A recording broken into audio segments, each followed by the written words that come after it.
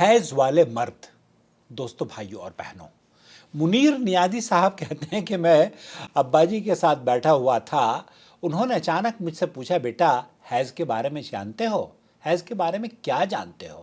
میں بھی آپ سے پوچھنا چاہتا ہوں کہ کیا آپ حیض کے بارے میں جانتے ہیں؟ منیر نیازی صاحب کہتے ہیں کہ میں نے اپنے دل میں اللہ کا شکر ادا کیا اور یہ سوچا کہ ہم بھی اب اپنے آپ کو ان آزاد خیال لوگوں میں شمار کر سکتے ہیں جو اپنے گھر میں ہر قسم کے موضوع پر کھل کر بات کر سکتے ہیں۔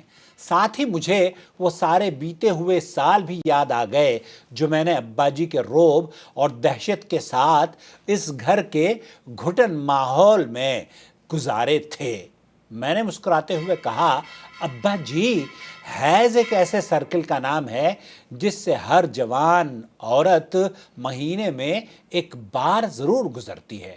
ابا جی نے پھر پوچھا، تو پھر اس عورت کو اس حالت میں وہ کیا کرتی ہے؟ میں نے کہا، ابا جی، عورت اس حالت میں نہ نماز پڑھتی ہے، نہ قرآن پڑھتی ہے اور نہ ہی روزہ رکھ سکتی ہے۔ کچھ اللہ تعالیٰ نے اس کو رخصت دی ہے اور کچھ چھوٹ دی ہے، یہ تو ہم سب جانتے ہیں۔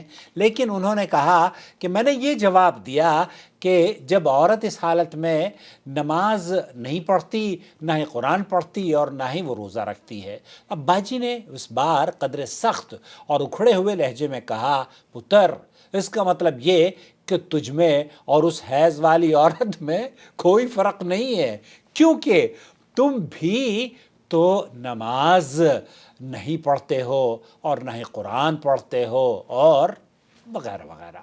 یہ سن کر میں شرم سے ڈوب گیا اور میرے اندر سکت باقی نہ رہی کہ سر اٹھا سکوں یا وہاں سے اٹھ کر اپنے کمرے میں جا سکوں۔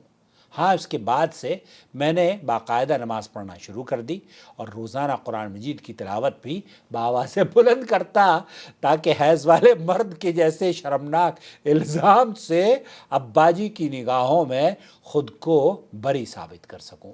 دوستو، بھائیوں اور بہنوں، فیصلہ آپ کیجئے کہ آپ کہیں حیض والے مرد تو نہیں ہیں۔ مجھے یاد آیا، ایک صاحب ہمارے دوست ہیں، وہ یہ کہا کرتے تھے کہ مردوں کو بھی حیض آتا ہے۔ میں نے ایک روز ان سے پوچھا، بھائی، یہ آپ کیسے کہہ سکتے ہیں کہ مردوں کو بھی حیض آتا ہے؟ کہتے ہیں جن کی ایک بیوی ہوتی ہے اس کو تو ضروری آتا ہے۔ وہ کیسے؟ وہ ایسے کہ جب بیوی حیض سے ہوتی ہے تب مرد اس کے قریب نہیں جاتا۔ اگر ایک سے زیادہ بیوی ہوگی تو یہ شوہر کم از کم اس کو حیض نہیں آئے گا۔ مجھے امید ہے آپ سمجھ گئے ہوں گے۔ اپنا خیال رکھیں۔